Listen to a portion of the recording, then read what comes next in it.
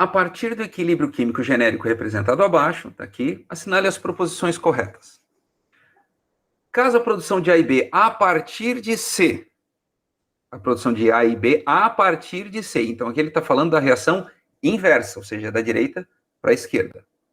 Caso esta reação seja endotérmica, então o que ele está me dizendo é que, se eu estiver falando dessa, se daqui para cá o ΔH for positivo, ou seja, para lá, o ΔH vai ser negativo. Dessa situação. Então, se a produção de A e B, a partir de C e D, se a reação inversa for endotérmica, o aumento da temperatura fará com que a constante do equilíbrio diminua.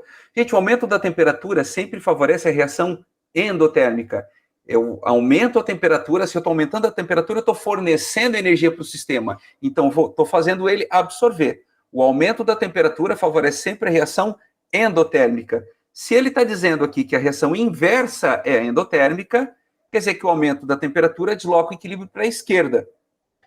A constante de equilíbrio é sempre produto sobre reagente. Então, se eu vou colocar aqui, a constante é produto sobre reagente. Quando eu desloco para a esquerda, eu vou fazer o quê? Eu vou aumentar a quantidade de reagente e diminuir a quantidade de produto. Logo, o que acontece com a constante? Se eu aumento o denominador e diminuo o numerador, eu vou diminuir o valor da constante. Então, essa aqui está correta. Ué, mas constante não é constante? Não, gente, vamos lembrar. A constante de equilíbrio é uma constante a uma dada temperatura. A única coisa que faz a constante mudar é a temperatura. Se eu mudar a temperatura, muda a constante. Seguindo, se todas as substâncias forem gasosas, um aumento na pressão favorecerá a reação direta. Olha só, se todas as substâncias aqui são gasosas, então eu tenho 2 mais 1, 3 moléculas de gás se transformando em 4 moléculas de gás. Então essa é uma reação de expansão no sentido direto e de contração no sentido inverso. Então vamos ver aqui, o aumento na pressão. O aumento na pressão faz o volume diminuir, então desloca para o lado que tem menos moléculas gasosas. Se aqui na esquerda eu tenho 3 e aqui na direita eu tenho 4, o aumento da pressão, nesse caso, vai deslocar o equilíbrio para a esquerda. Portanto, vai favorecer a reação inversa, não a reação direta. Se todas as substâncias forem gasosas, a adição de A fará com que a quantidade de B diminua. Vamos lá. Sempre que eu aumento a concentração de um reagente, o sistema se desloca no sentido de consumir esse excesso que eu coloquei.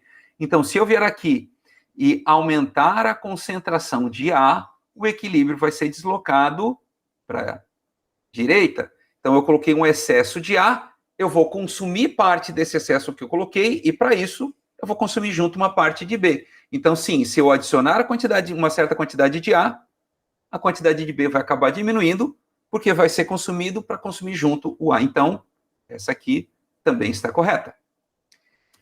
Se a substância C for sólida e as demais forem gasosas, o aumento na pressão favorece a reação. Gente, olha só.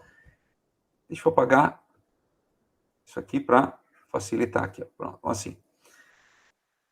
Se a substância C é sólida, então essa aqui é sólida. As outras são gases. O aumento na pressão. Pressão só interfere em substâncias gasosas. Eu tenho 3 moléculas gasosas se transformando em 3 moléculas gasosas. Então, neste caso, essa reação não é nem de expansão e nem de contração, ok? Então, nesse caso, o aumento da pressão não provoca nenhuma alteração no equilíbrio. Ele não desloca o equilíbrio para nenhum dos lados, portanto, ele não favorecerá nenhum dos sentidos da reação.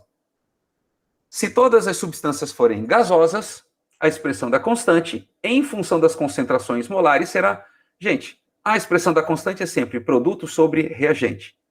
Sendo todas as substâncias gasosas, é C vezes D elevado ao cubo, dividido por A ao quadrado vezes B. Ou seja, é exatamente o contrário, tá? É essa expressão aqui inversa, tá? Aqui está invertido, aqui ele colocou reagente sobre produto.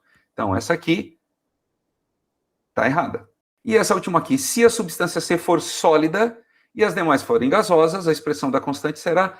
Se a C é sólida, então ela não vai aparecer na expressão da constante. Por quê? A expressão da constante é em função das concentrações.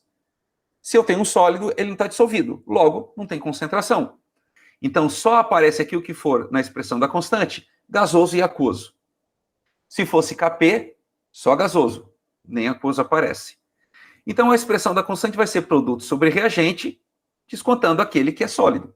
Então, é D ao cubo, está aqui, dividido pelos reagentes, A ao quadrado vezes B. Então, está certa. Esta aqui é a expressão da constante, se o C for sólido e os demais gasosos.